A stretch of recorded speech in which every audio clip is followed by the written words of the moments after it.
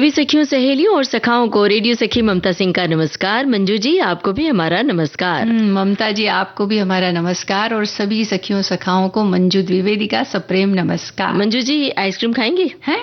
क्या आइसक्रीम? क्यों? इस बारिश के मौसम में आप मुझसे आइसक्रीम के लिए पूछे, तो क्या हो गया? के लिए पूछे तो बात भी कुछ ठीक है। अच्छा अब हम खाकर मतलब बीमार पड़े हैं आप? अरे, आइसक्रीम खाने से कोई बीमार पड़ता है क्या? पड़ता है। और वैसे भी अभी हम आइसक्रीम कैसे खिला सकते हैं? माइक्रोफोन के सामने कैसे खिलाएंगे? हम तो 4 बजे आइसक्रीम खिलाने वाले हैं आपको। लेकिन 4 बजे भी मैं आइसक्रीम नहीं खाने वाली हूँ, मैं तो पकौड़े ही खाऊंगी। समझ गए कि सेहत के प्रति बहुत सजग और सतर्क हैं। इसीलिए तो हम आपसे पूछ रहे थे। हम दरअसल आपकी परीक्षा ले रहे थे। देखिए आप क्या कहती हैं। तो मैं सफल रही। बिल्कुल सफल हो गई। 100 में 100 मिल गया। तो होता क्या है कि हम आइसक्रीम के, भाई किसे नहीं पसंद है आइसक्रीम, तो नाम लेते हैं, चलो ठीक है खा ही लेते हैं, देखा जाएगा। ये जो देखा जाएगा वाला हाल है ना, यही आपको बीमार कर देता है। ये जो मौसम है, बारिश का मौसम, इसमें तरह तरह के वायरस, बैक्टीरिया फैले होते हैं और हर साल बारिश में लोग बीमार पड़ते हैं। और मुंबई में तो पूछिए मत, इस समय हर दूसरा तीसरा व्यक्ति कह रहा है कि मुझे वायरल फीवर है। हर घर में कोई बीमार पड़ा है। बिल्कुल, सर्दी है, खांसी है, बुखार है, और जो इन्फेक्शन हो जाते हैं उससे होने वाली बीमारियां, पेट दर्द, उल्टी दस्त, ऐसी कई सारी बीमारियां हैं जो बारिश में बहुत ज्यादा होती हैं। और मंजू जी, ऐसा नहीं कि सिर्फ आइसक्रीम खाने से ही बीमार पड़ते हैं लोग, उसके और भी वजह है। लोग भीग जाते हैं, ये भी वजह है। लोग बाहर का खा लेते हैं, ऐसा जो हाइजीन नहीं है जिसमें वो खाते हैं, उसकी वजह से भी बीमार पड़ते हैं, पानी की वजह से भी। तो इन सब के प्रति सतर्कता बरतनी बहुत जरूरी है। और ममता जी, हमें अपने गले का भी तो ख्याल रखना पड़ता है ना, नहीं तो बोलेंगे कैसे। इसके लिए भी आइसक्रीम को हम थोड़ा सा अवॉइड करते हैं। कोल्ड ड्रिंक भी, हाँ, मतलब ठंडी चीजों से हम थोड़ा सा परहेज करते हैं, है ना। तो वैसे हम सभी को करना चाहिए कि आप ध्यान रखिए कि अपने गले की सेहत का और बाकी भी सेहत का ध्यान रखिए। बारिश और सेहत, ये आज का विषय है हमारा। तो हमारे श्रोता क्या कहते हैं ये तो बताएं। विविध भारती के फेसबुक पेज पर जाकर उन्हें बताना है कि जब बारिश का मौसम आता है तो वो अपनी सेहत का ख्याल कैसे रखते हैं। बिल्कुल। इसके अलावा अच्छा, सेहत का ख्याल तो रखना है, लेकिन कुछ ऐसे व्यंजन खाने हैं जिससे नुकसान ना हो बल्कि अच्छी सेहत बने। और बारिश में भुट्टे खाने का आनंद बड़ा ज्यादा होता है। स्वीट कॉर्न या फिर दूसरा भी जो कॉर्न आता है वो बहुत मिलता है मार्केट में, और वो खाना सेहत के लिए बड़ा फायदेमंद होता है। तो उससे बनने वाले जो व्यंजन है, वैसे तो यूं भी अगर सेक के खाया जाए तो वैसे भी स्वादिष्ट लगता है, लेकिन व्यंजन कौन कौन से बनाए जाते हैं या आपके क्षेत्र में कौन से व्यंजन बनाए जाते हैं, ये आप हमें बता सकते हैं। और सखी विशेष के अंतर्गत अमी घिया जो बैडमिंटन खिलाड़ी हैं, इनके बारे में बात करेंगे। और जब बारिश का मौसम आता है तो फिर सावन याद आता है, और सावन याद आता है तो मायका याद आता है, भाई बहन याद आते हैं, बचपन का सावन, और जब बड़े होते हैं जवानी का सावन, बुढ़ापे का सावन। उन सावन का अलग अलग रंग है। तो सावन के रंगों से सराबोर हो हमारे श्रोता और बताएं अपने अनुभव। बिल्कुल। और ये बारिश की जो बूंदे हैं ना, छम छम नाचती हुई बूंदे, बिल्कुल मोतियों की तरह लगती है और हमारे मन को भिगो जाती है, मन को आनंदित कर जाती है। और कहते हैं कि मन मयूर नाचो। समझ गए, सुना दीजिए अब गाना।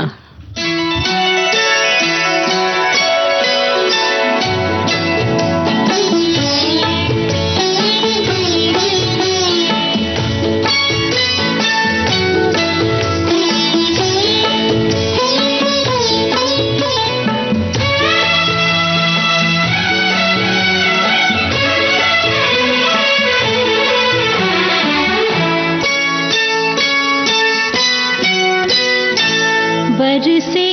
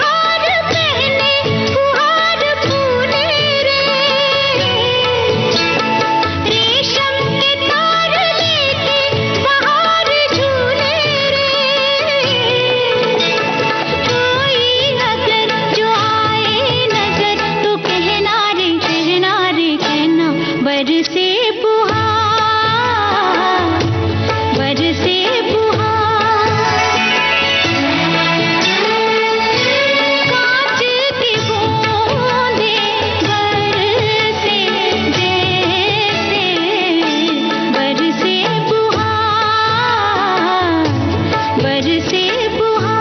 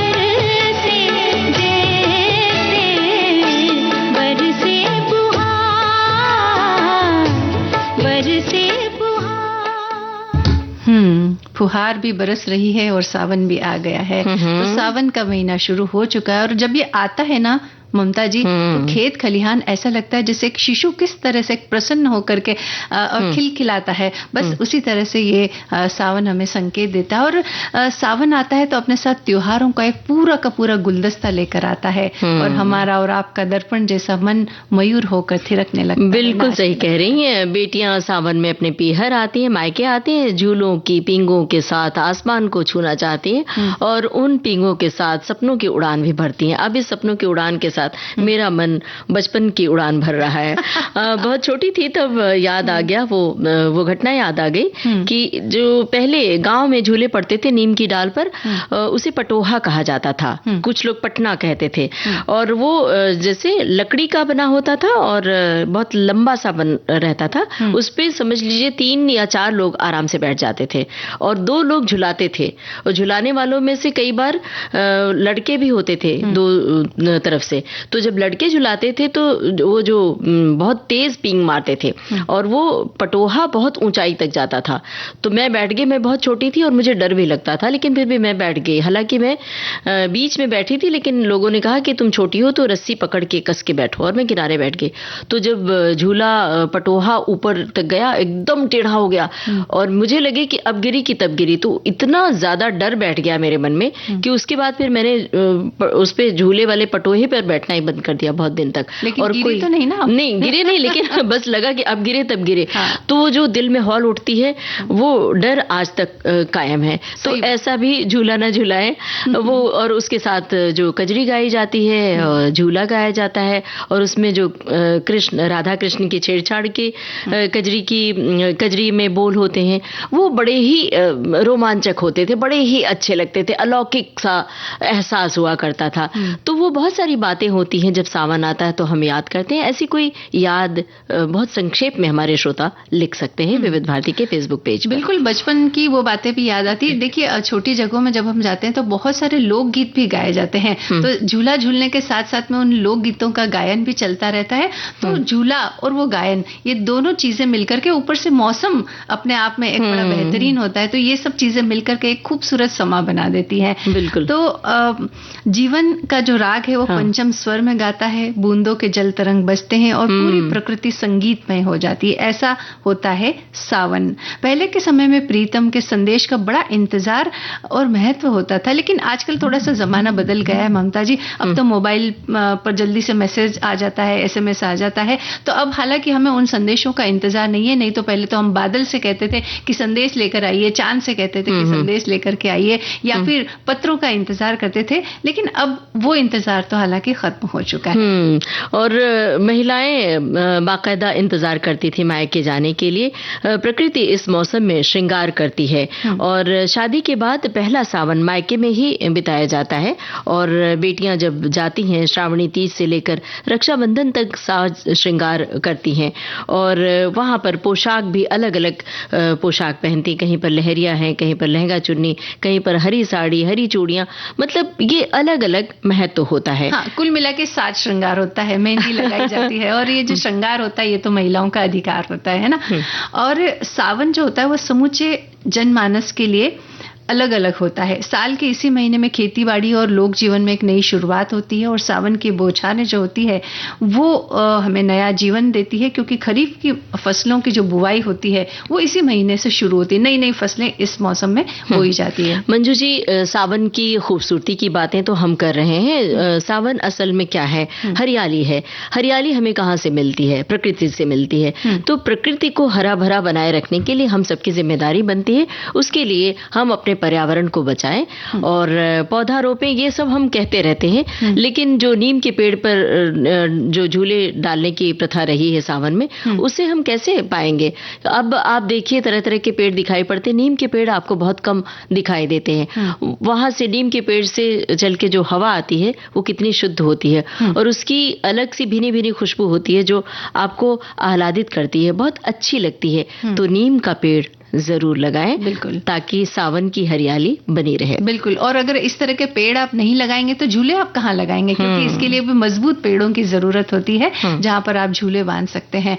और इसके अलावा पेड़ तो खैर मैदान में या खुली जगह पर लगा सकते हैं, लेकिन घर में भी तो हमारे गमले बहुत सारे छत पर पड़े होते हैं, हम भूल जाते हैं उन्हें रख करके, और उसकी बिल्कुल भी हम केयर नहीं करते या उसकी सुध नहीं लेते हैं। तो जब बारिश आए तो उनकी सुध लीजिए, थोड़ी सी मिट्टी डाल दीजिए, कुछ बीज डाल दीजिए उसमें, या फिर छोटा पौधा ला करके लगा दीजिए, और देखिए कि वो कैसा खिलखिलाकर बड़ा होता हुआ नजर आएगा आपको। और साथ में गाना सुनते रहिए।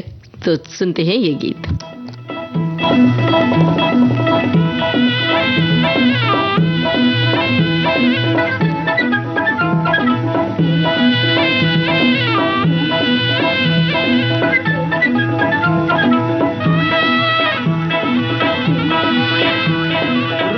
तक तक तगिन तगिन गिन गिन रे,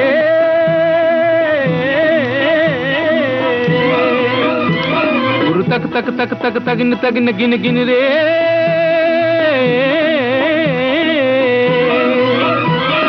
जग जग जग जग जगिन जगिन गिन गिन रे,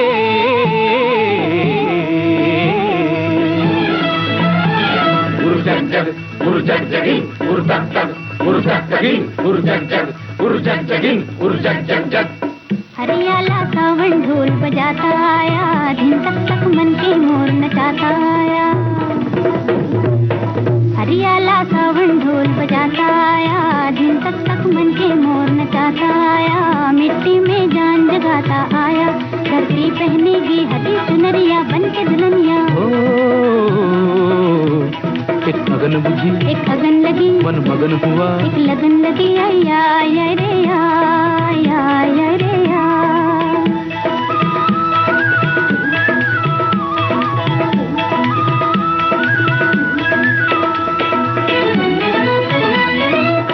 बैठना तू मन मारे,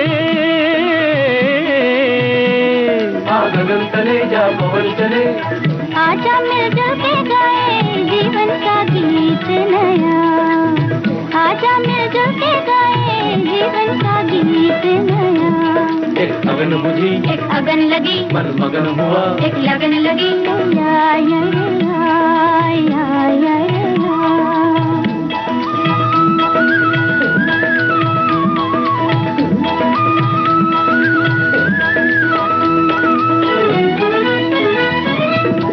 ऐसे बीज बिछारे न उगे दुख दर्द मिटे, ऐसे बीज बिछारे न उगे दुख दर्द मिटे। नैनों में ना तेरे सपनों का धान हरा, नैनों में ना तेरे सपनों का धान हरा।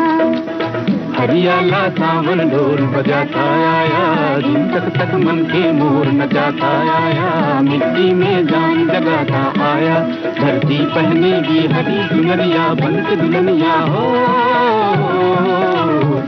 एक अगन बुझी, एक अगन लगी, मन मगन हुआ, एक लगन लगी, आय आय आय रे आय आय आय आय रे आय आय आय आय रे आय आय आय आय रे मंजू जी, सावन के फुहारों में हमारे श्रोताओं का मन बाकायदा भीग रहा है और बहुत सारे श्रोता बहुत सारी टिप्पणियां भेज रहे हैं। एक श्रोता ने लिखा है से जो है ये हमारा मोबाइल के अंदर जो आ रहे हैं ना कमेंट्स, उससे भी ऐसा लग रहा है कि कुछ भीगा भीगा सा मौसम। एक श्रोता ने लिखा है कि सावन मन को उल्लासित करते हुए जैविक ऊर्जा का संरक्षण करता है, अपने पूर्व के लक्ष्य को पूर्ण करने के लिए भी एक नई जागृति प्रदान करता है। और एक श्रोता ने लिखा है कि ये सावन ही है जो हरी भरी प्रकृति के साथ साथ प्रसन्नता, निर्माण और जीवन की पूर्णता का अनुभव करवाता है। यही से लक्ष्य और उद्देश्य अपने अपने मुकाम पर पहुंच जाते हैं। एक साथी लिख रहे हैं कि सावन का महीना न सिर्फ प्रकृति को हरा भरा करता है बल्कि भारतीय लोक परंपरा, संस्कृति, आस्था और रिश्तों को भी संजीवनी देता है। प्रकृति में जीवन का संचार होता है। सावन का महीना वर्षा के मौसम की शान है और इस मौसम में प्रकृति का सौंदर्य अपना अलग रूप में होता है।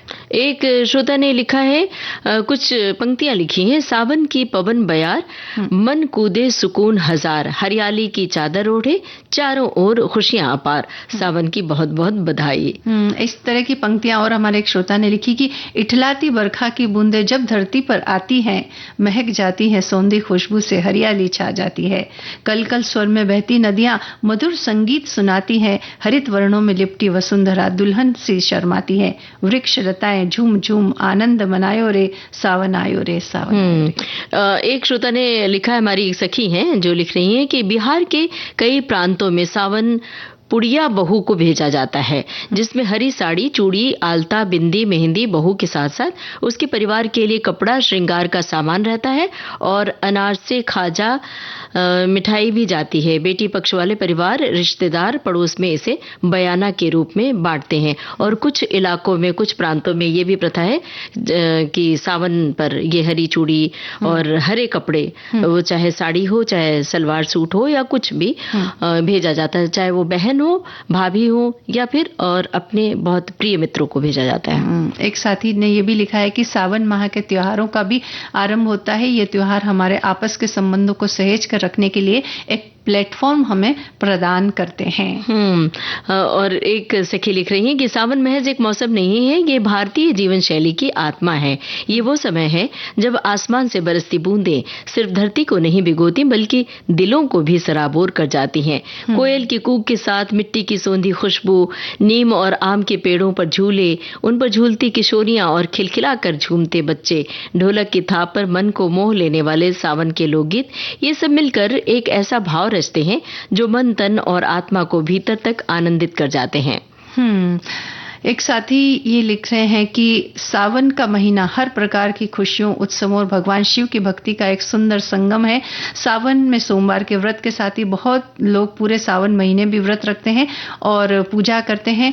और इसके अलावा सावन के महीने में महिलाएं रंग बिरंगे लहरियां पहनकर झूला झूलती हैं और इस तरह के बहुत सारा श्रृंगार और खान पान और ये सब होता है। तो सावन का महीना हर लिहाज से देखा जाए तो बहुत ही महत्वपूर्ण है। लगभग सारे श्रोता लिख रहे हैं सावन से जुड़ी हुई अपनी बातें कि सावन को भारत में बारिश के मौसम के रूप में जाना जाता है और ये हरी भरी हरियाली, ठंडी हवाओं और बारिश की फुहारों के लिए प्रसिद्ध है। और एक सावन गीत इन्होंने लिखा है, सावन आयो रे, एक लोकप्रिय गीत है जो अक्सर सावन के मौसम में गाया जाता है। अलग अलग प्रांतों में अलग अलग लोकगीत गाए जाते हैं, लेकिन कजरी और झूला खास होता है इस मौसम में। तो चलिए, इठलाता गाता आया है सावन, हम भी एक गीत सुन लेते हैं।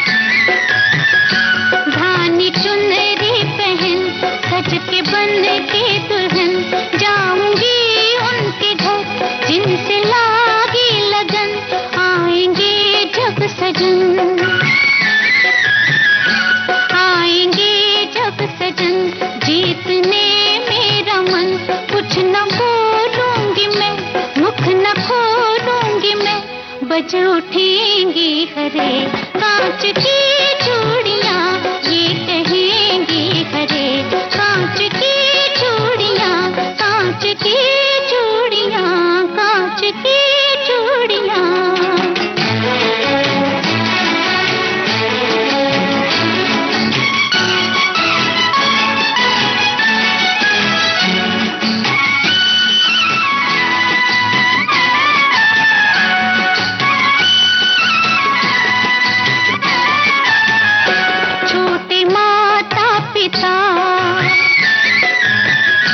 छोटे माता पिता, छोटा वो बालापन, खेली मैं जिसके संग पूरे 16 सावन, देखे तन और मन,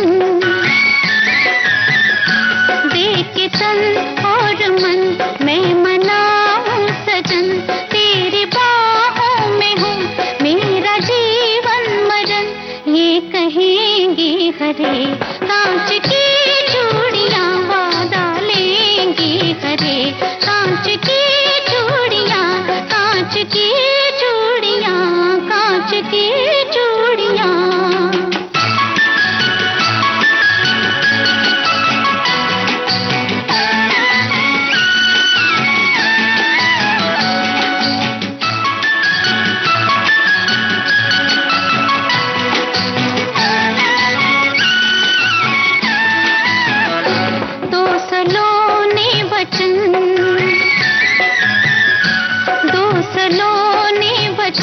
तुमको मेरी कसम, ये कसम प्यार की, ये रसम प्यार की, अब निभाना सजन, अब निभाना सजन, मत भुलाना सजन, जाओ परदेस तो जल्दी आना सजन, वादा लेंगी हरे कांच की चूड़ियां, फिर कहेंगी हरे कांच की चूड़ियां, बज उठेंगी हरे कांच की। मंजू जी, कांच की चूड़ियां बज उठती हैं, सावन का मौसम आता है और महिलाएं बिल्कुल मंत्रमुग्ध हो जाती हैं, खुशी से दीवानी हो जाती हैं। और सावन के मौसम में तरह तरह के खेल भी होते हैं। आपको याद होगा बचपन में गुड़िया गुड्डे का खेल होता था। सावन के मौसम में एक त्योहार आता था गुड़ियों का, जिसमें गुड़िये का संसार विसर्जित किया जाता था नदी या तालाब में। और इन खेलों के साथ बहुत सारे ऐसे खेल जुड़े हैं जो आपको बहुत ऊंचाई तक ले चले जाते हैं। अब थोड़ा सा जमाना बदल गया है, तो शुरू से ही लड़कियों को इस ओर प्रेरित किया जाता है और किया जाना चाहिए कि उनके भी खुराक का ख्याल रखा जाए, उनकी न्यूट्रिशन का ख्याल रखा जाए, कि वो भी सिर्फ गुड़िया गुड्डे के खेल तक सीमित न रहें, बल्कि ऐसे खेलों में भाग लें जहां पर उनके शारीरिक क्षमता की जरूरत होती है, शारीरिक रूप से वो मजबूत होती हैं, चाहे हर तरह के खेल में वो हिस्सा ले सके, चाहे वो बैडमिंटन हो, क्रिकेट हो या और भी तरह तरह के खेल हों। और उनकी रुचियों का ख्याल रखा जाए कि अगर उसे किसी खेल में बहुत रुचि है, वो खेलना चाहती है, तो उसे आगे बढ़ाने का पूरा अवसर दिया जाए। जैसे कि जब लगे कि नहीं ये बच्ची जो है इस तरह का खेल खेल सकती है, तो उसके लिए जो कोचिंग क्लासेस होती है वहां डाला जाए, या उसके खेल को और कैसे बेहतर बनाया जा सकता है उसके प्रयास किए जाए। अगर ऐसा किया जाए तो लड़कियां बहुत आगे तक जाती हैं, नाम कमाती हैं, इनाम लेकर के आती है और देश ही नहीं विदेश तक अपना जो है परचम लहराती हैं। तो ऐसी ही एक खिलाड़ी है अमी घिया, जो कि बैडमिंटन खिलाड़ी है और वो उन्होंने खेला है। अमी घिया एक पूर्व बैडमिंटन खिलाड़ी है और वे 7 बार राष्ट्रीय एकल विजेता, 12 बार युगल विजेता और 4 बार मिश्रित युगल विजेता रह चुकी हैं, और उन्हें 1976 में अर्जुन पुरस्कार से सम्मानित किया गया। बहुत बड़ा जो प्रतिष्ठित पुरस्कार होता है खेल की दुनिया में, ये जो उन्हें दिया गया है। और 1978 में कॉमनवेल्थ में भारत की तरफ से खेल रही वो अमी घिया ने इतिहास रचा था। वो देश की पहली ऐसी महिला थी जिन्होंने कॉमनवेल्थ खेलों में पदक जीता था। बैडमिंटन विमेंस डबल्स में उन्होंने कांस्य पदक अपने नाम किया था। बिल्कुल। 1982 और 1983 में वर्ल्ड कप में भाग लेने वाली वो पहली भारतीय महिला थी। 1982 में हुए एशियाई खेलों में अमी घिया को ब्रॉन्ज मेडल मिला था। मंजू जी, ये अमी घिया के बारे में हम थोड़ी और जानकारी अपने श्रोताओं को देंगे, लेकिन यहाँ पर एक ब्रेक ले लेते हैं। विविध भारती पर हर रोज दिन में 1 बजे विविध भारती की गीत माला आपके साथ। जन्म जन्म का साथ है तुम्हारा। इस कार्यक्रम में हर पायदान पर होगी आपकी भागीदारी। हम और तुम, तो हम और आप पिरोएंगे गीतों की इस माला के मोती साथ साथ। हम साथ हैं। जुड़े रहिए हमारे साथ विविध भारती के फेसबुक पेज पर। विविध भारती की गीत माला हर रोज दिन में 1 बजे। विविध भारती, आपका जीवन संगीत।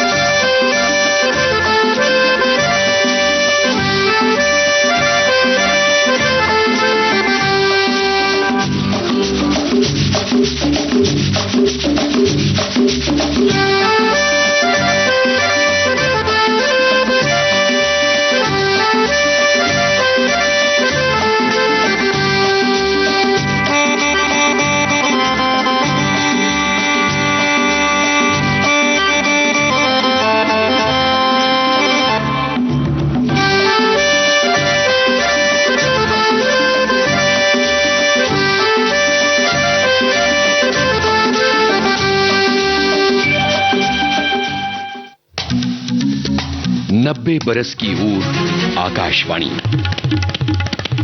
जी, मेरा नाम डॉक्टर सुब्रत गुहा है और मैं पुणे महाराष्ट्र में रहता हूं। प्रोफेशन रहा है हॉस्पिटल एडमिनिस्ट्रेशन। दादी जी के पास एक पुरानी रेडियो हुआ करती थी और वो वाल्व वाला रेडियो था, और वो मॉर्निंग में जब रेडियो ऑन करती थी तो आकाशवाणी का जो वो सिग्नेचर ट्यून वो बजता था और वो मुझे अट्रैक्ट किया। तो उस समय मैं क्लास 5 में पढ़ता था और उसी से एक रेडियो सुनने का एक चस्का लगा। सवेरे 5:53 से जब पुणे विविध भारती स्टेशन का ओपनिंग होता है, फिर वंदनवार, फिर आपके भूले बिसरे गीत, फिर हम है राही प्यार के सारा प्रोग्राम्स मैं सुनता हूँ। दोपहर में सखी सहेली, हेलो फरमाइश हुआ या हेलो सहेली हुआ या आज के मेहमान हुआ या बॉम्बे टॉकीज हुआ या जो भी हुआ, संडे को तो खास करके उजाले उनकी यादों के सुनना ही सुनना है। अगर हम लोग एक knowledge upgradation point of view से देखें, आकाशवाणी से जो इन्फॉर्मेशन और नॉलेज हम लोगों को मिलता है वाकई में एक काबिल तारीफ चीज है।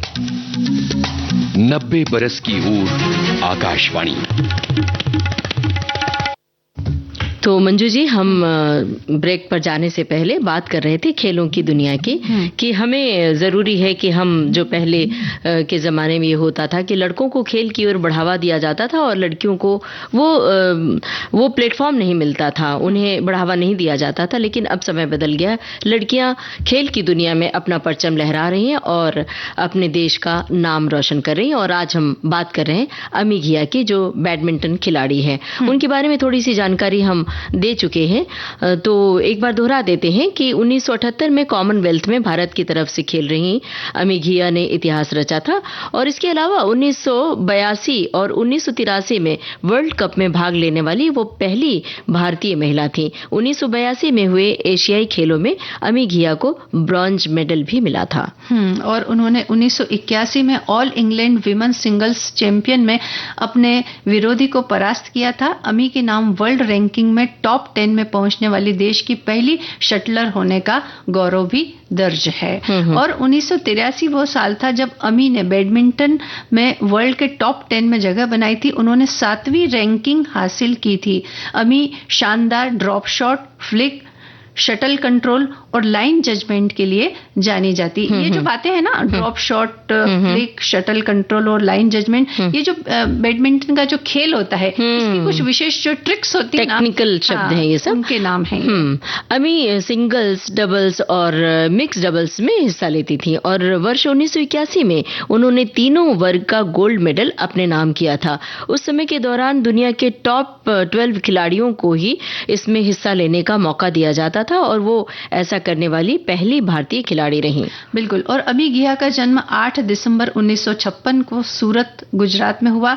1968 में उन्होंने बैडमिंटन खेलना शुरू किया। पहले वे इसे केवल शौक के तौर पर खेला करती थी, फिर प्रशिक्षण लेना शुरू किया और इसके बाद हर टूर्नामेंट में जीत के साथ उनका सफर आगे बढ़ा और उन्हें बैडमिंटन की क्वीन कहकर बुलाया जाने लगा। मंजू जी, ये जो हम बैडमिंटन खिलाड़ी अमी घिया के बारे में बात कर रहे हैं, तो यहाँ पर एक संदेश देना बहुत ज़रूरी है। वो ये कि लड़कियां जो खेल की ओर आगे बढ़ रही हैं, वो तो अपना हौसला बुलंद रखें ही, साथ साथ परिवार वालों से भी यही हमारा अनुरोध है, माता पिता, भाई बहनों से, कि अगर आपके घर में संतान में खेल का जज्बा है, आपको दिखता है, तो उसे आगे बढ़ने दें, रोके नहीं। और साथ में जो हमने मुख्य मुद्दा कहा था कि न्यूट्रिशन का ख्याल रखें ताकि वो मजबूती से खेल की दुनिया में आगे बढ़ें। वो इसलिए हम कह रहे हैं कि कई ये जो आकाशवाणी के 90 बरस का जश्न हम मना रहे हैं और इसमें बहुत सारे श्रोता भी हिस्सा ले रहे हैं, बहुत सारे श्रोताओं के प्रोमोज बज रहे हैं। उनका जब हम उनकी रिकॉर्डिंग में बैठते हैं तो यही हमें बात सामने आती है कि रेडियो एक मानक भाषा के रूप में, रेडियो पैमाना है, रेडियो से हमने बहुत कुछ सीखा और आप सबकी बातों को हमने अपने जहन में बिठाया। खास तौर से सखी सहेली कार्यक्रम से हम अपने परिवार वालों को बहुत कुछ सिखाते हैं। तो यहाँ हम सभी से अनुरोध कर रहे हैं कि आप अपने घर की लड़कियों को, बेटियों को भी आगे बढ़ाइए, खेल की दुनिया में भी अपना नाम रोशन करने दीजिए। बिल्कुल। हम कार्यक्रम को आगे बढ़ा रहे हैं एक गीत के साथ। जी।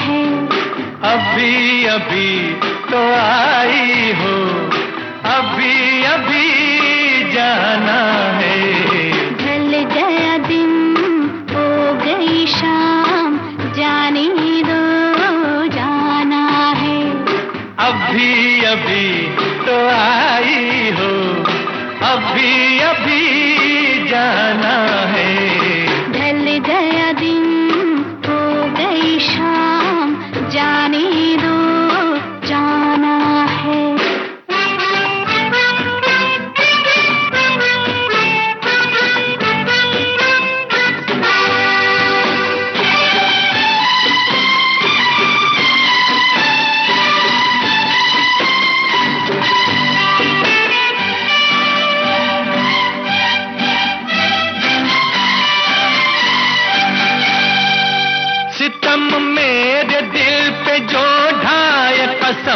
लगे उसको मेरी जो जाए, सितम मेरे दिल पे जो ढाए, कसम लगे उसको मेरी जो जाए।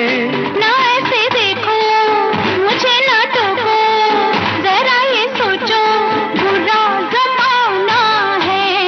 ढल गया दिन हो गई शाम, जाने दो जाना है।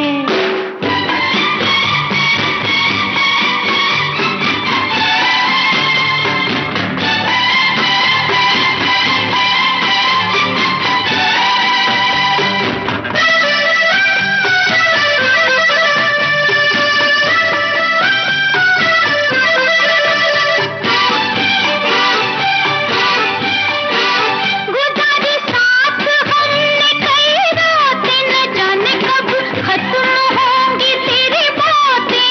गुजारी साथ हमने कई रातें, न जाने कब खत्म होंगी तेरी बातें। अभी न जाना कोई तराना, कोई फसाना अभी सुनाना है। ढल गया दिन हो गई शाम, जाने दो जाना है।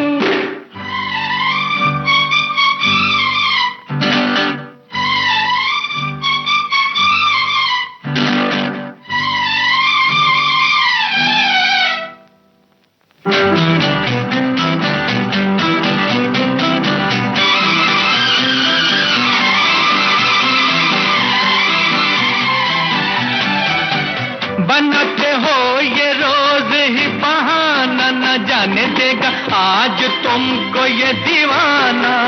बनाते हो ये रोज ही बहाना, न जाने देगा आज तुमको ये दीवाना। माना जी माना, तू है दीवाना, मेरा दीवाना बड़ा सियाना है। ढल गया दिन हो गई शाम, जाने दो जाना है।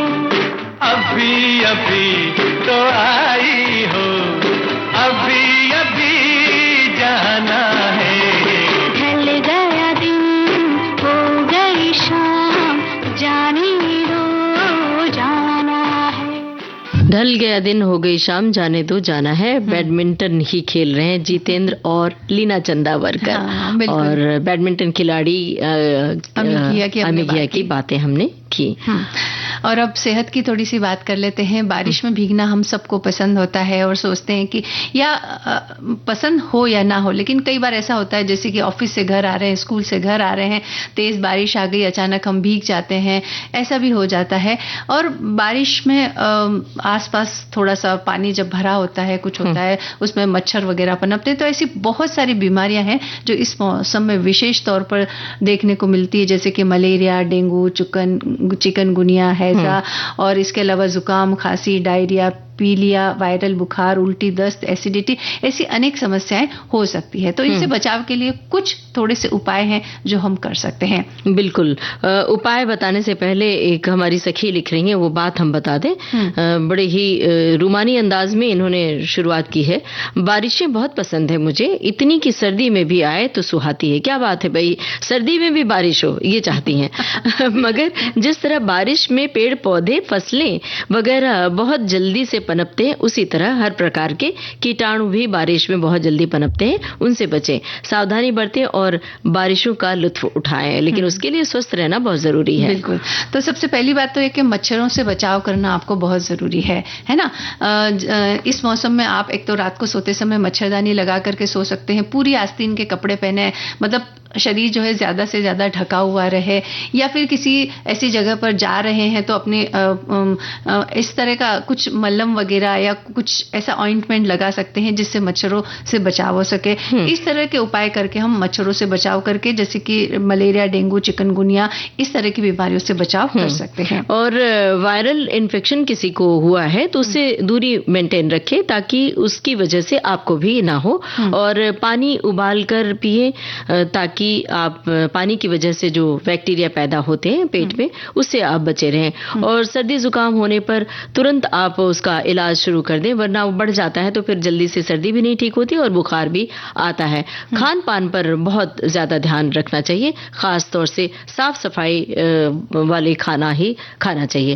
मतलब खाने में साफ सफाई का खास ख्याल रखें। बाहर का खाना इस समय कम खाएं या नहीं खाएं तो अच्छा होगा, क्योंकि घर में हम किस तरह से चीजों को अच्छी तरह से धोकर और स्वच्छता के साथ भोजन बनाते हैं, लेकिन बाहर उतनी स्वच्छता नहीं रह पाती है। और हो सकता है कि वहां जैसे खुले में कोई चीज पड़ी हो तो उस पर कोई मक्खी मच्छर बैठे तो उससे भी बीमारी होने का खतरा बहुत बढ़ जाता है। और बाहर के खाने की बात कही मंजू जी, तो जब आइसक्रीम खाने के लिए कोई पूछे तो जिस तरह से मंजू जी ने मना किया था वैसे ही मना कर दे, बिल्कुल नहीं, आइसक्रीम नहीं खाना है। बिल्कुल। और साथ में कोल्ड ड्रिंक, ठंडी चीज, कोई भी चीज खाने से इस मौसम में तो कम से कम बचना ही चाहिए, तो आप बीमारियों से बचे रहेंगे। और इसके अलावा पौष्टिक खाना होना चाहिए, बासी खाना ना खाएं, जंक फूड ना खाएं। अगर बासी खाना खाएंगे तो उसमें पोषण कम होगा और उससे भी आपकी इम्यूनिटी कम होगी और बीमार होने का खतरा बढ़ जाएगा।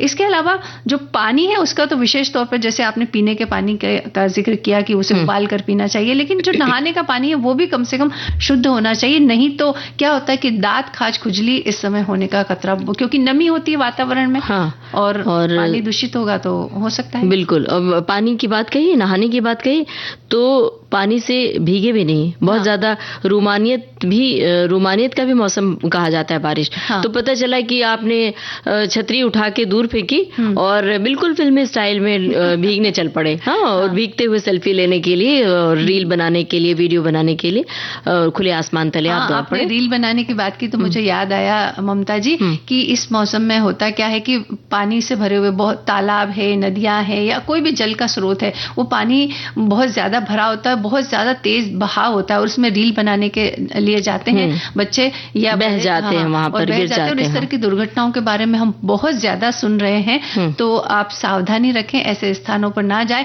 और रील बनाने के चक्कर में अपना होश ना खो दें। ऐसा ना हो कि आपका पैर फिसल जाए और गिर जाए। हर साल रील बनाने की बात से याद है, हर बरस बारिश के मौसम में, खास तौर से मुंबई जहां पर विविध भारती का स्टूडियो स्थित है, यहाँ पर इस तरह की दुर्घटनाएं खूब होती हैं, क्योंकि बारिश में समंदर की लहरें बहुत ऊंची होती हैं। खास तौर से नरीमन पॉइंट, जो लोग बाहर से घूमने आते हैं, जिन्हें अंदाजा नहीं होता है कि समुद्र तट जहां पर एक मुंडेर सी बनी हुई है, वहां पर खड़े होकर समंदर की लहरों को देखते हैं, तो उन्हें नहीं पता होता है कि वो लहरें इतनी ऊंची उठती हैं कि सड़क तक आके लोगों को भिगो जाती हैं। और हर बरस ऐसे हादसे होते हैं कि कई जोड़ों को वो समुद्र की लहरें उठा के ले जाती हैं और लील जाती हैं। तो ये भी ख्याल रखें कि फोटो खींचने के बहाने, फोटो खींचने के लालच में या बहुत नजदीक समंदर के जाने के लालच में अपनी जान न गंवा दें। और हम बारिश और सेहत की बात कर रहे तो साफ सुथरे और सूखे कपड़े पहने, जरा भी गीले नहीं होना चाहिए, नहीं तो वही बात हो जाएगी कि दांत खाज उजली हो जाएगी या फिर इन्फेक्शन हो जाएगा। घर के आसपास पानी जमा नहीं होने दे, या छोटी मोटी कोई समस्या हो अगर आपको, तो आप दादी माँ के नुस्खे अपना सकते हैं, जैसे कि काढ़ा वगैरह बना करके वो पिए। और बालों को अधिक समय तक गीला नहीं रखना चाहिए, अन्यथा सर्दी होने की जो संभावना है वो अधिक बढ़ जाती है। और इस तरह छोटी छोटी बातों का ख्याल रख करके हम बीमारियों से बच सकते हैं। अगर आप बाहर से कहीं आ रहे हैं तो जैसे कि पानी भरा होता है, पानी में पैर गीले हो जाते हैं और वो पानी दूषित होता है, और अगर इसी तरह से हम बिना पैरों को धोए अगर पूरे घर में घूमेंगे तो जीवाणु, कीटाणु, विषाणु पैदा होने की संभावना बढ़ जाती है। इसलिए जब भी आप बाहर से आए तो तुरंत सबसे पहले पैर धोना चाहिए। और अब हमें गीत सुनना चाहिए। बिल्कुल, सुनते हैं।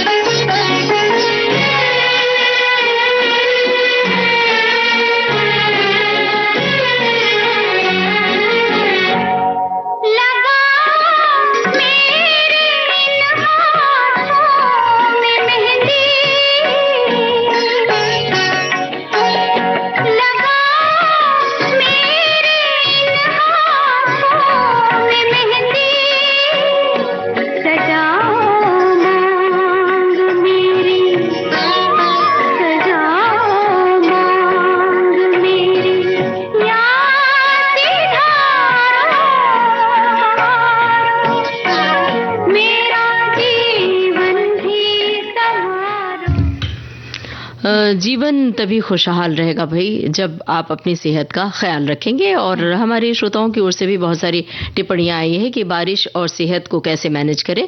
एक श्रोता ने लिखा है कि मौसमी फल विटामिन और खनिजों से भरपूर होते हैं जो रोग प्रतिरोधक क्षमता यानी इम्यूनिटी को बढ़ाने में मदद करते हैं। इन्हें अपने मानसून डाइट में शामिल करना चाहिए।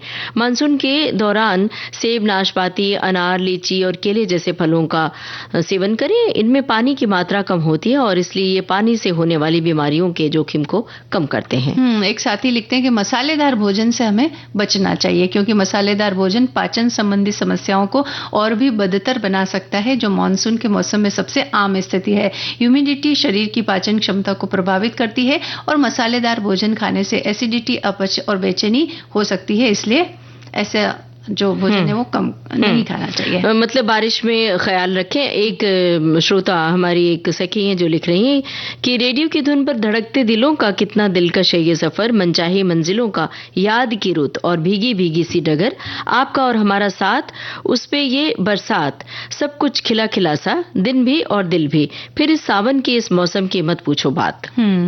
अच्छा, अब क्या नहीं खाना ये तो हमने बात कर ली, लेकिन भुट्टा तो खाना चाहिए ना हमें। बिल्कुल खाना चाहिए। तो कैसे उसके क्या कौन कौन सी रेसिपी किस तरीके से बना करके खा सकते हैं। हमारे बहुत सारे श्रोताओं ने रेसिपी लिख करके भेजी है। एक साथी ने एक अच्छी सी रेसिपी लिखी है कि भुट्टे के दानों को मिक्सी के जार में हरी मिर्च, अदरक और लहसुन, यदि लहसुन आप नहीं खाते हो तो ना डालें, और हींग डाल करके आप इसको पीस ले, गाढ़ा पेस्ट बना ले। जरूरत पड़ने पर थोड़ा सा पानी भी डाला जा सकता है। पीसते समय यदि भुट्टे के दाने कड़क हो गए हो तो उन्हें 3-4 घंटे पानी में भिगोकर रख करके फिर पीसे, और इस पेस्ट में धनिया पत्ती, नमक और बाकी के सभी मसालों को अच्छे से मिला ले। यदि पेस्ट पतला हो जाए तो इसमें थोड़ा सा बेसन भी डाल देंगे और अच्छे से फेंट लेंगे। अब गैस पर कढ़ाई में तेल गरम कर लें और पेस्ट से बड़े शेप का शेप बना ले।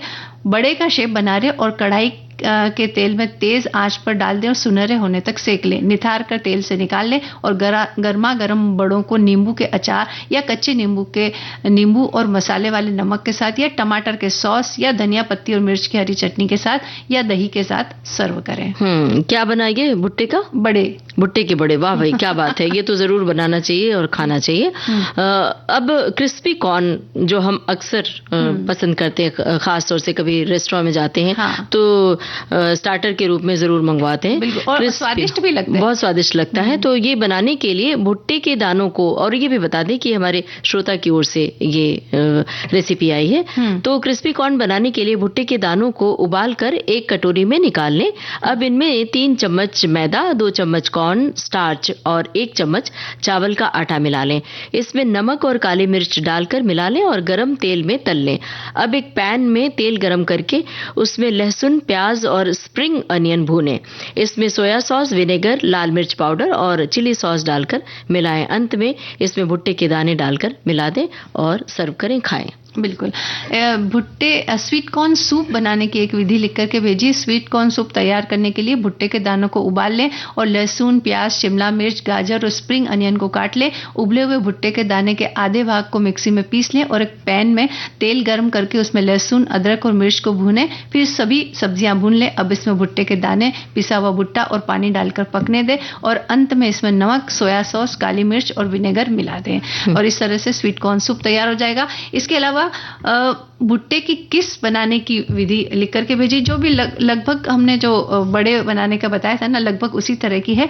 और इसके अलावा भुट्टे का हलवा भी बनाया जाता है जो वो भी बड़ा स्वादिष्ट लगता है, उसके बारे में भी लिखा है। भुट्टे के बहुत सारे व्यंजन बनते हैं, और नहीं तो भुट्टा ऐसे ही सेक के उसमें नींबू और नमक मिला के खाएं तो उससे आपके दांत की मजबूती का भी पता चलता है कि आपके दांत मजबूत हैं। उबाल करके उसके दाने निकाल करके उसकी चाट बना करके भी खाई जाती है, वो भी बड़ी स्वादिष्ट लगती है। पराठा बनता है उसका, वो भी आप खा सकते हैं। पूरियां बनती है, बहुत सारी चीजें बनती है, लेकिन फिलहाल एक गीत सुनना। आइसक्रीम नहीं बनती बस नहीं। जो नहीं खानी है। बिल्कुल। सुनते हैं गाना।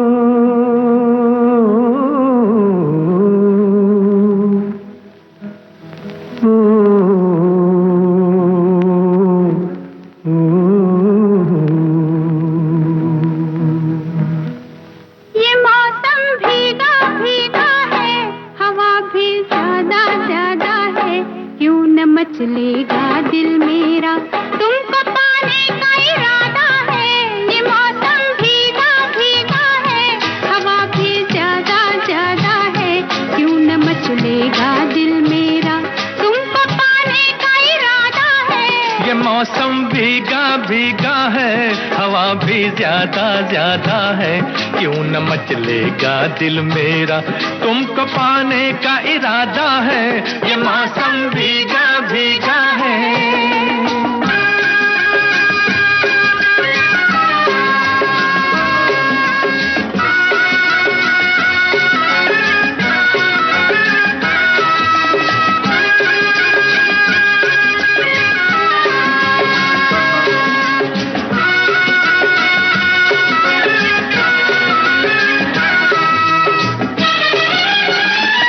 इजाजत हो तो मेरे सरकार के पहलू में आ जाऊं, इजाजत हो तो मेरे दिलदार के दिल में समा जाऊं।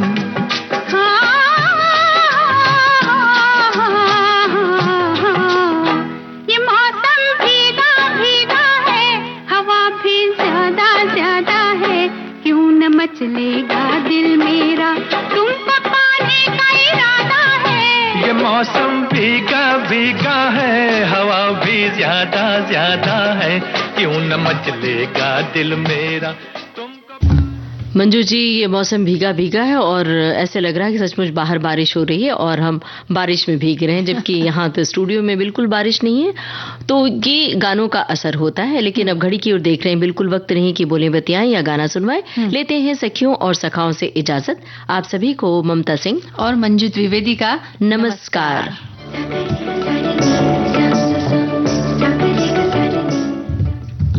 सखी सहेली कार्यक्रम की प्रस्तुतकर्ता अनुश्री पाठक। सखी सहेली।